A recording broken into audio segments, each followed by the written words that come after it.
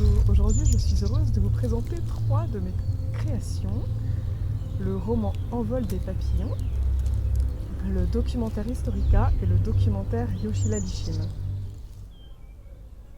Alors, Envol des papillons, c'est l'histoire de Mireña. Mireña est une jeune Argentine qui a subi des violences conjugales et qui est recueillie par un guérisseur Maya Totsil et qui peu à peu, au fil de l'histoire, va finir par réussir à transformer sa vie grâce à des rencontres. Donc il y a la rencontre avec le José Luis, donc un guérisseur Maya Totsil, un autre, une sage-femme herboriste, un collectif de musiciens immulinés et un jeune homme qui va devenir son compagnon et avec lequel elle va cheminer, donc se révéler et aller à la recherche de la clé du nouveau monde. Donc ce roman que j'écris entre 2015 et 2022, donc il a été largement inspiré par ce que j'ai vécu lors de mon séjour au Mexique de 2015 à 2016. Mais il a vraiment un lien pour moi avec les documentaires, donc comme je le disais tout à l'heure, que j'ai réalisé en 2023, donc sur le collectif Historica et sur le collectif Yoshila-Lishin. Je vois vraiment l'histoire de Mireña comme une jeune femme qui a su transformer sa vie, donc grâce à toutes ces rencontres, et se reconnecter à son essence. Notamment par l'art, par la musique, et trouver sa place dans le monde grâce à ce chemin en fait, qui s'est construit et qu'elle a co-construit. Historica, c'est aussi une histoire de femmes. Donc pour le coup, là, c'est un collectif de femmes qui ont aussi cheminé pour créer quelque chose qui correspond à leurs rêves, à leurs désirs, à ce qu'elles ont envie de voir vivre dans ce monde-là, jusqu'à construire leur réalité et accompagner d'autres femmes à réaliser leurs rêves. Donc voilà, vous pouvez regarder le documentaire qui se trouve sur ma page YouTube, où elles racontent tout ça, leur cheminement et qu'est-ce qu'elles vivent aujourd'hui. Donc ces femmes ont donc créé un lieu, là à San Cristobal de las Casas, donc dans le Chiapas, au sud du Mexique. Un lieu où il est possible de se reconstruire par l'art, où toutes les femmes sont accueillies.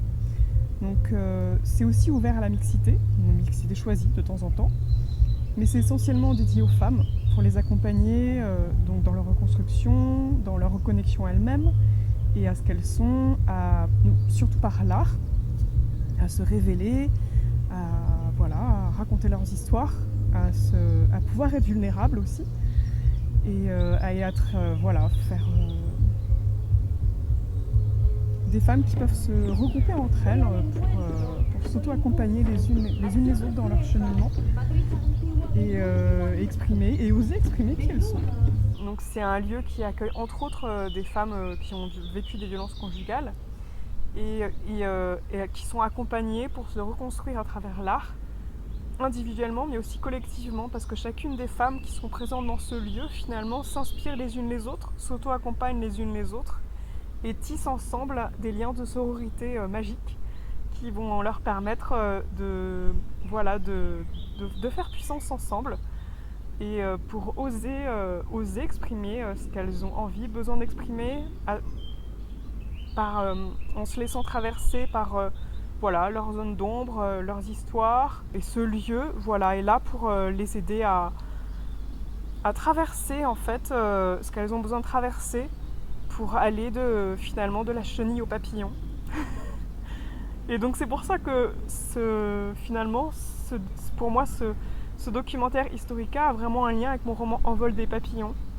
C'est la même dynamique des femmes qui prennent leur envol après avoir traversé leurs ombres et qui se reconnectent grâce à des rencontres et grâce à l'art. Donc dans mon roman c'est vers la musique, avec la musique. Et dans le collectif Historica, donc il y a plein d'histoires, mais dans mon documentaire, donc je suis notamment une femme qui se reconstruit de plusieurs façons, donc avec la musique, mais aussi avec le dessin, la peinture, avec la danse. Voilà, elle se reconnecte à son essence profonde finalement, et elle se remet dans son centre, alors qu'elle s'est retrouvée vraiment explosée dans tous les sens et maltraitée. Là, elle se reconstruit Et elle retrouve petit à petit ces parts d'elle-même pour cheminer finalement et voilà, guérir des parts de ces terres intérieures. Et donc, étant donné que pour moi, on est toutes connectées à la planète Terre, quand une femme guérit ses terres intérieures, elle guérit aussi les parts reliées à la Terre que nous, qui font partie de nous. On est liés, c'est la même, c'est la même continuité. Donc voilà, si vous souhaitez en savoir plus sur ce collectif finalement et découvrir quelques-unes de ses membres, vous pouvez donc suivre les liens sous ma vidéo, où je mettrai donc non seulement un lien du documentaire, mais aussi un lien pour soutenir ce collectif. Donc il y a beaucoup de projets, donc notamment le projet de construire une maison pour accueillir des femmes qui sont dans des vraies situations de précarité, fragilité, vulnérabilité, et qui ont vraiment besoin de se reconstruire et d'être isolées dans des lieux cocons, même si elles sont forcément toujours en lien avec les femmes du collectif. Donc il y a aussi une dimension politique, bien sûr, une dimension politique dans ce lieu. Donc si vous voulez en savoir plus, je vous invite à le visionner sur mon compte YouTube. Et vous pouvez aussi soutenir ce lieu via un lien de crowdfunding que je mettrai en dessous de la vidéo. Il y a maintenant Yoshi Lalishim. Donc Yoshi Lalishim, qu'est-ce que c'est? Donc c'est aussi un collectif créé par des femmes. Mais cette fois-ci, ce sont des femmes indigènes Maya Tzotzil qui ont décidé, elles, de se rassembler pour promouvoir leur culture. Alors extérieurement, mais aussi à l'intérieur même de leur communauté.